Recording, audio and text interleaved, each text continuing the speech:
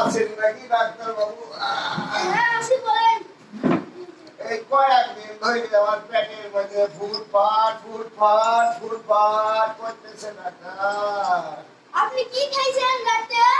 আর বলেন না, আপনার ওই ভাবি উটি আর কাঁঠাল পাকা দিয়েছিল, ওই উটি আর কাঁঠাল পাকাকেই পেটের মধ্যে ভুটভাট করছে।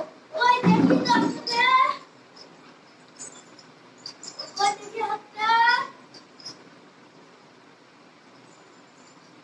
ও আপনার ভাই ঘরে? ভাই? ও আবার কি ভাই? আবার কি?